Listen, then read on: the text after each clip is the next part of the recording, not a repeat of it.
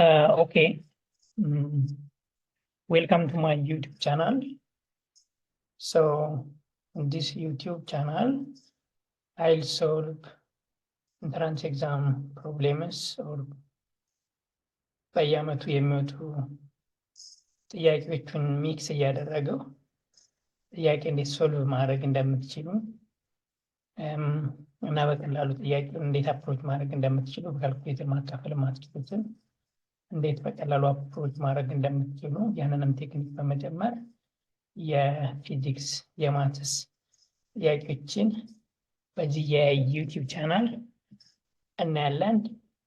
በአንድ ቪዲዮ አትሊስት 3 ጥያቄ ኦር ማክሲማም 5 ጥያቄ እየሰራን እንቀጥላለን ማለት ነው። ዩቲዩብን ሰብስክራይብ ማድረግ አትርሱ፣ ለጓደኞቻችሁ ሼር አድርጉላቸው። This is Mathphy.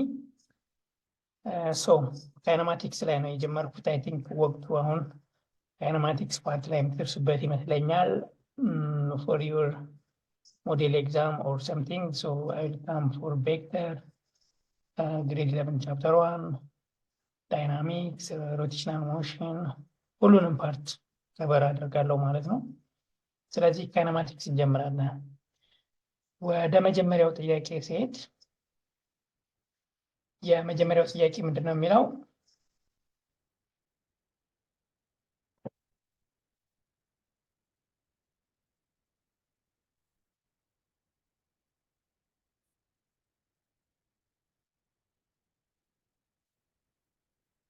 Okay, an object of mass m having, I'll repeat the question. An object of mass m moving with initial speed of 15 meters per second got an acceleration of 10 meters per second square after a constant force F is applied to it. How long does it take for an object to reach 90 meters from its initial position? ይህ ጥያቄ ዩኒቨርሲቲ ኢንትራንስ ኤግዛም ላይ 2003 ዓ.ም የመጣ ጥያቄ ነው። አሁን ይህን ጥያቄ እንዴት ነው የምንሰራው? የመጀመሪያው ስቴፓችን ፕሮብሌሙን አንደርስታንድ ማድረግ ነው። ጊቨን እዚህ ጋር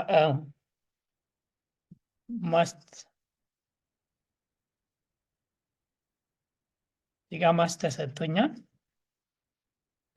ማስ አይ ቲንክ ለዚህ ጥያቄ እሱን ለማድረግ ምንም አይጠቅመንም፣ ግን ኦብጀክት አዝ ማስ ኤም። ኦኬ ናው ዊ ሃቭ ኢኒሻል ቬሎሲቲ and an acceleration of 10 meters per second square, and after a constant force F is applied. Okay, ስለዚህ constant force ነው ማለት እዚህ ጋር force constant ነው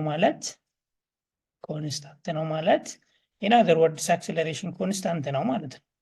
Therefore we can apply equations of uniformly accelerated motion for this problem. So how long does it take for an object to reach 90 meters from its initial position? Displacement ሰጥቶኛል። Therefore the given information, given the initial velocity u 15 meters per second and the acceleration 10 meters per second square, the acceleration 10 meters per second square, and the displacement is 90 meters. Then what is the time taken to get? So equations of uniformly accelerated motion የምንላቸውን እናስታውስ። equations of uniformly accelerated motion የምንለው when the acceleration is constant ከሆነ therefore the instantaneous acceleration is the same as the average acceleration ጋር እኩል ስለሆነ እሱን ተጠቅመን the instantaneous acceleration A is final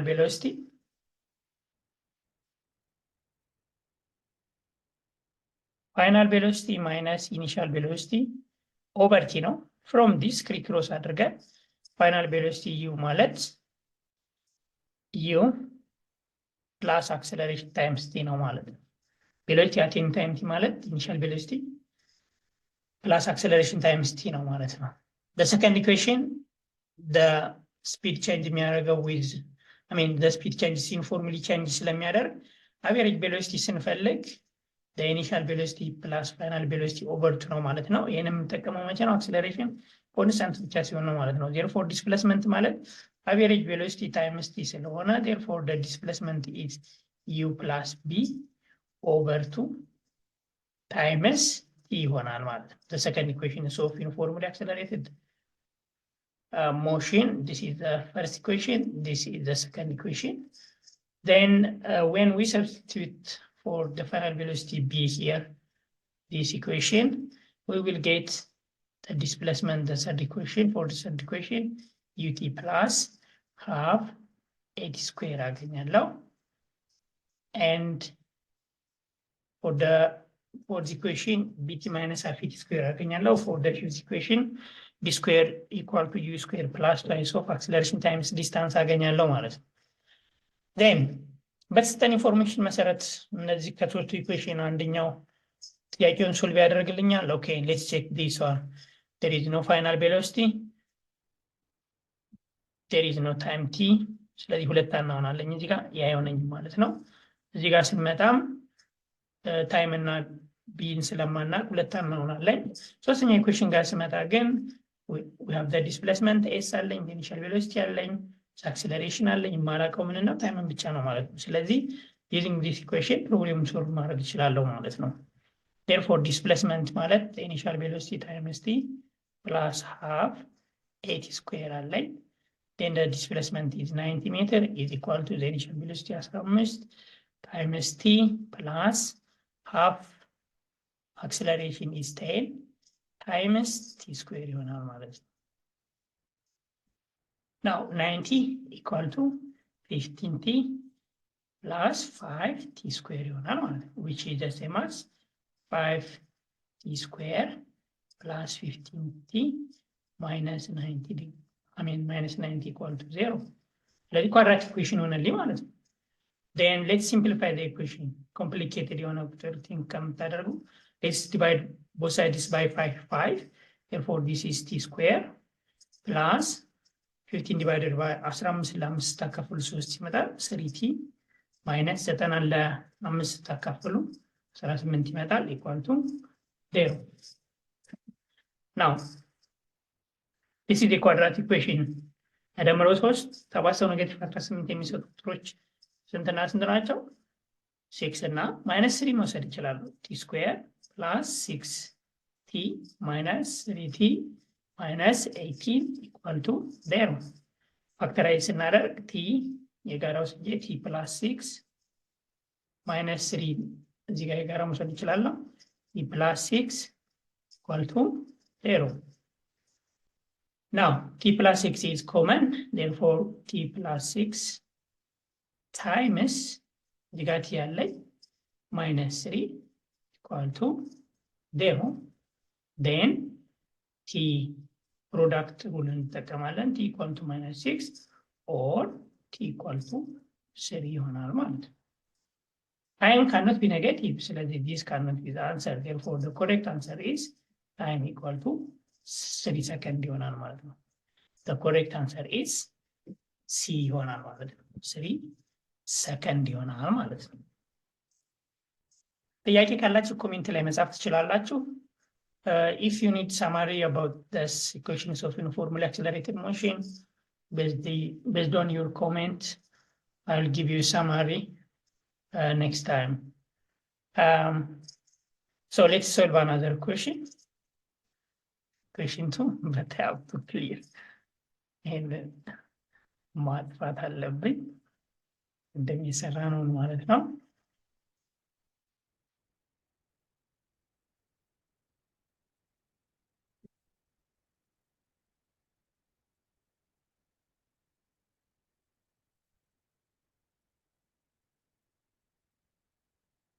okay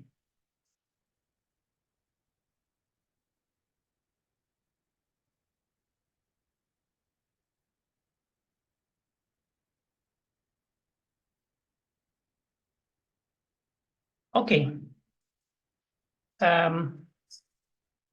the second equation no what am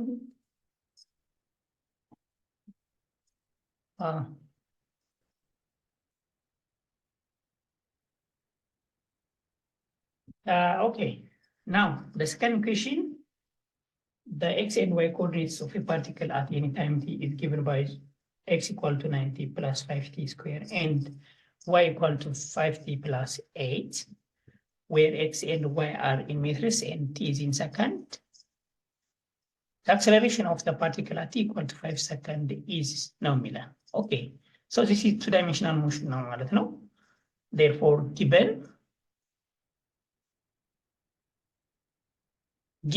the displacement in the x direction, 9t plus 5t squared, and the displacement in the y direction is 5t plus 8 ተሰጥቶኛል።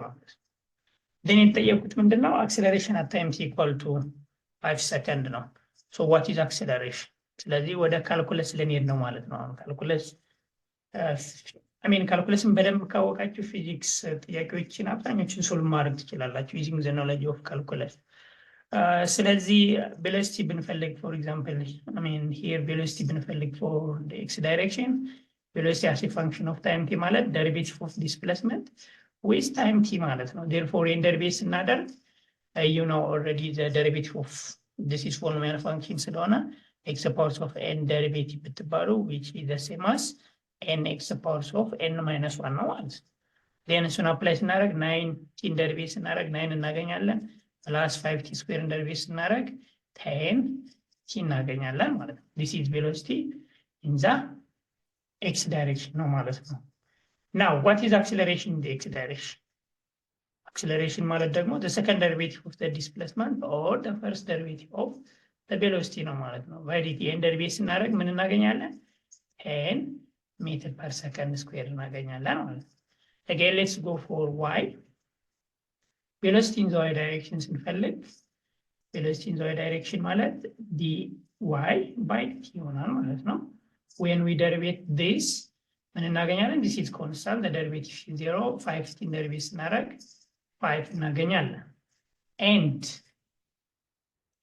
acceleration in the y direction ማለት d velocity in the y direction by dt ይሆናል። derivative ስናደርግ 5 0 ይመጣል ማለት ነው። therefore acceleration ማለት two dimensional motion ስለሆነ acceleration in the y direction plus acceleration in the j direction ይሆናል ማለት ነው። therefore acceleration ምን ይሆናል? acceleration in the x direction አገኘን 10 meter per second square plus okay I will write it later the unit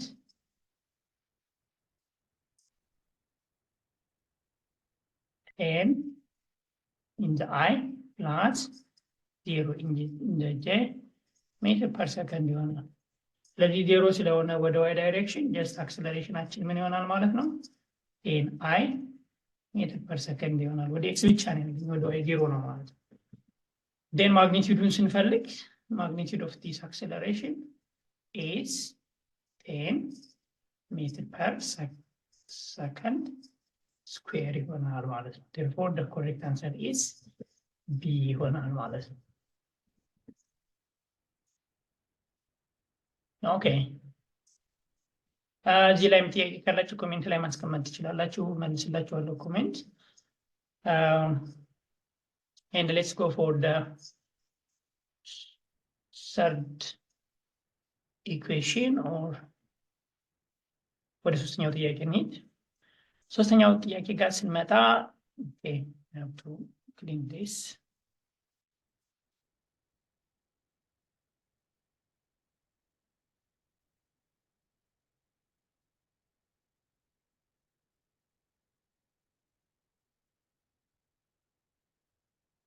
okay ወደ ሶስተኛው ጥያቄ ስንመጣ it is about projectile motion.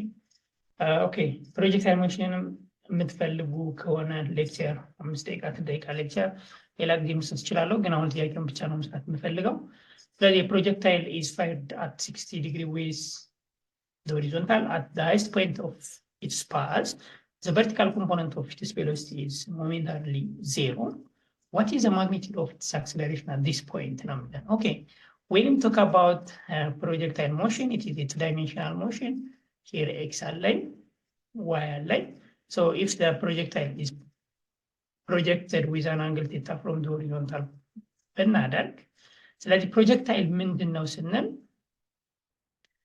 projectile is any particle in air without external force act on it ማለት ነው ስለዚህ projectile ስራውን ስናደርግ ስራውን ካደረግነው በኋላ ላይ አክት የሚሆን ፎርስ የለኝም except the weight of the projectile ማለት ነው ሌላ external force የለኝም ስለዚህ horizontally ስንመጣ ስለዚህ let's say with initial velocity u ስራውን ብናደርግ it has components in the y direction and components in the x direction ux align with an angle theta from the horizontal and after a while the initial velocity is the velocity b and it has components bx in the x direction and by in the j direction and at its maximum height the velocity is always tangent to the curve which is the same as velocity in the x direction but there is no motion upward here the vertical component of the velocity is 0 here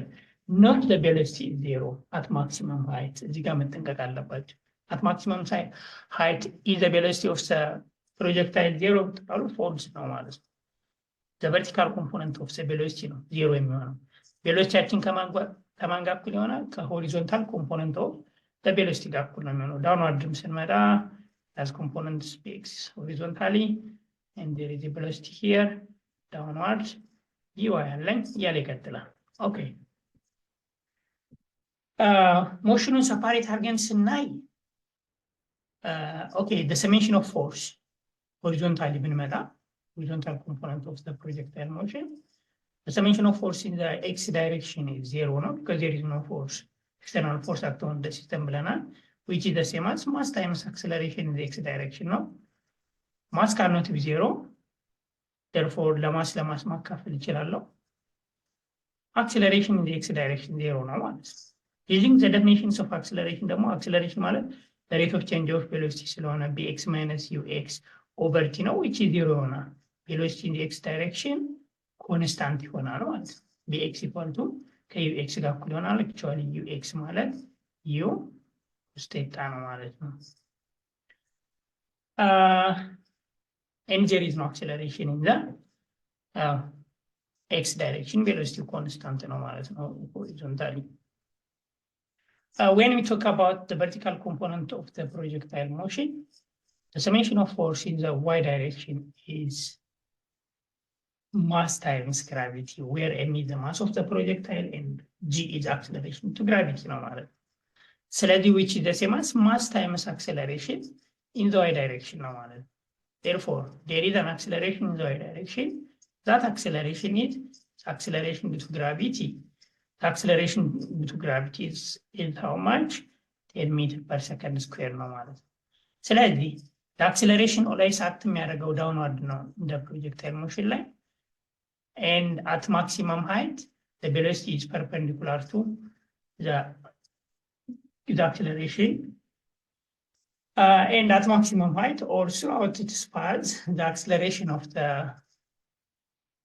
projectile is the acceleration to gravity now which is 10 meters per second square now therefore the correct answer is b 10 meters per second square ይሆናል ማለት